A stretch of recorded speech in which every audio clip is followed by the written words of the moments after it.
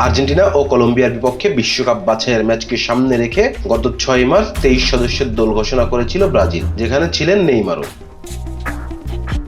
2023 সালের অক্টোবরের পর ফের জাতীয় দলে ডাক পেয়েছিলেন তিনি। 16 মাস আগে উরুগুয়ের বিপক্ষে বিশ্বকাপ বাছাইয়ের ম্যাচে হাঁটুতে মারাত্মক চোট পেয়েছিলেন তিনি, যা তাকে প্রায় 1 বছরের জন্য মাঠ থেকে ছিটকে দেয়। অস্ত্রোপচার ও পুনর্বাসন প্রক্রিয়া শেষে মাঠে ফিরলেও সুবিধা করতে পারছিলেন না।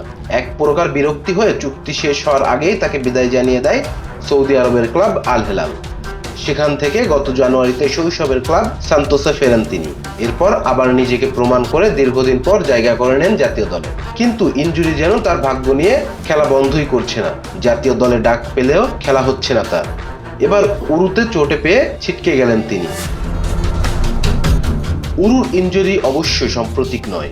গত সোমবার পাউলিস্তা চ্যাম্পিয়নশিপের সেমিফাইনালে সান্তোসের একাদশে ছিলেন না নেইমার। কারেন্তিয়াসের বিপক্ষে 2-1 গোলে ম্যাচটা হেরেও গেছে তারা।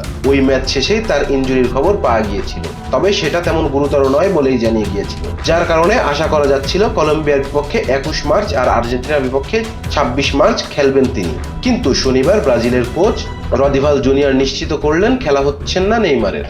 শুধু নেইমারই নন, ব্রাজিল মেডিকেল টিমের পরীক্ষায় উত্তীর্ণ হতে পারেননি দানিয়েলো ও এডারসনও। ইতিমধ্যে তাদের বদলির নামও ঘোষণা করে দিয়েছেন দরিভাল। তিনি বলেন, দল ঘোষণার পর থেকে ব্রাজিল জাতীয় দলের মেডিকেল বিভাগ সকল খেলোয়াড়দের শারীরিক অবস্থা সম্পর্কে প্রতিনিয়ত আমাদের অবগত করছেন, বিশেষ করে দানিলো, নেইমার ও এডারসনের বিষয়ে।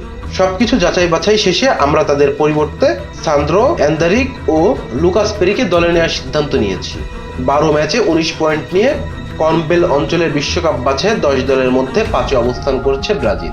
সরাসরি 2026 বিশ্বকাপে জায়গা করে নিতে হলে মার্চ উইন্ডোর ম্যাচ দুটি ভুল করা যাবে না।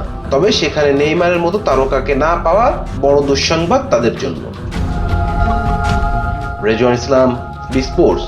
Please subscribe our channel to get more information about Cricket World.